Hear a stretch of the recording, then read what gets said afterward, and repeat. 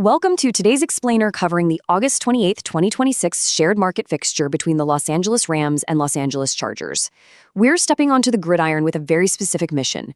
We're going to completely strip away regular season reputation and focus purely on structural execution. When you don't have the primary starters locked in, the game becomes a fascinating test of organizational depth and coaching discipline. So you might be wondering, without a verified regular season game sample to lean on, how in the world we actually measure which unit creates sustainable down and distance? In August, it's incredibly easy to get distracted by a flashy play or a big final score, but those can be wildly misleading. We need an entirely different lens to view the action.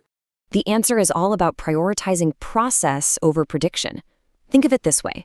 Aggregate scores on a preseason scoreboard mean far less right now than how these coaching staffs are actually using these snaps. They're testing tactical installation, evaluating the depths of their roster talent, and scrutinizing run-fit integrity. A win on the scoreboard is nice, for sure, but a win in execution is what actually builds a regular season contender. Here is our tactical roadmap for today's explainer. We'll be hitting 1. The data void, 2. Quarterbacks versus pressure, 3. Line versus front, 4. Skill and special teams, 5. Game states, and wrapping up with 6. The verdict. Let's get right to it. Section 1. The data void, navigating preseason uncertainty. Before we even begin to break down the tactical film, we have to acknowledge the reality of this matchup. Heading into this 2026 fixture, we have absolutely no verified competitive sample yet. We're essentially operating in a total data void. Because of this, we are intentionally ignoring metrics like EPA per play, success rates, explosive play rates, and red zone touchdown metrics. Seriously, inventing or backfilling ratings for drop-back pressure and third down conversions without a frozen 2026 sample, that's basically analytical malpractice. We strictly refuse to guess. Instead of guessing, we evaluate success by charting functional gains and quick game completion quality. What we really want to see is who creates a sustainable drive. A drive is sustainable when early downs consistently produce a second and manageable situation, completely avoiding reliance on low probability throws, busted coverages, or just massive strokes of turnover luck. We want repeatable, functional execution.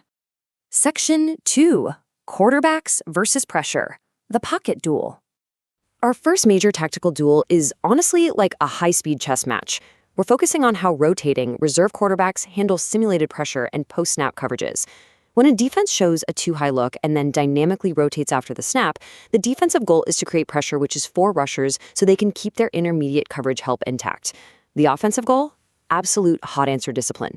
The passer has to replace that pressure with a hot answer or calmly take the check down. Holding the ball and creating a long yardage sack or turnover risk is exactly what we want to avoid. Section 3. Trenches, line versus front. Let's get down in the dirt at the line of scrimmage. Here is our second massive duel, the reserve offensive line battling the opposing defensive front seven. We are just counting raw sack numbers here. We want to see the mechanics of the protection. Are the offensive tackles firmly setting the edge against wide rushers? Are the guards and centers communicating in passing stunts cleanly? In the run game, we're watching the linebackers for gap fits and displacement. Because if an offense suffers repeat negative first down runs, they're immediately forced into low probability third and longs, which absolutely craters their scoring expectation. Section 4. Skill players and special teams. Shifting out to the perimeter, we have to look at the skill personnel versus secondary communication. Watch how the substitution-heavy defensive backs communicate through bunch releases and crossing routes. We have to prioritize repeatable wins against a coverage scheme over a single isolated explosive play caused by a blown assignment. And here's a pro tip for you. Red zone target distribution is your single best indicator of which receivers a backup quarterback truly trusts, especially when they might only get 1 or 2 drives inside the 20 all night. And please, never, ever underestimate special teams in an August matchup. It is absolutely crucial. We need to track clean center snapping, punt hang time, coverage lane integrity, and starting field position control. Why? Because a drive starting beyond the 30-yard line due to a short punt or a muffed exchange changes the score outlook far more directly than accumulating a tiny difference in total offensive yardage. Field position is king. Section 5. Game states and live cues. So, how do you actually watch this unfold live? Let's break down the causal game states and chronological cues you need to track. Right out of the gate in the first quarter, verify the exact quarterback order and count those first-team trench snaps. Remember, 2 sustained drives that methodically reach midfield mean infinitely more than 1 heavily scripted opening play explosive. As we move through the first half, actively compare the reserve quarterback's clean pocket rate against the opponent's pass rush. By the fourth quarter, your eyes should be glued to net punting and the cleanliness of those reserve QB center exchanges. Let's look at some specific early game states. If the Chargers take an early lead, it's highly stable if it was built on 4-man defensive pressure and sustainable first downs. But it is incredibly fragile if it was just built on short fields and turnover luck. The moment backup protection deteriorates, that lead is in danger. On the flip side, if the Rams lead early, it's highly credible if produced by a stable quarterback rotation and net field position control. Crucially, a Rams lead early on will force the trailing Chargers staff into aggressive, higher variance fourth down choices, which wildly widens the game's potential outcomes. Now, if we enter the final quarter tied or within 1 score, throw all those broad team narratives right out the window. In a tight, late preseason game, the structural edge goes completely to the unit with cleaner center quarterback exchanges and superior net punt placement. Watch closely how the coaches use their timeouts and pay attention to kicker range because protection busts and field goals dictate the final margin here. Section 6, Final Verdict and Estimates. All right, let's dive into our final model output for this matchup.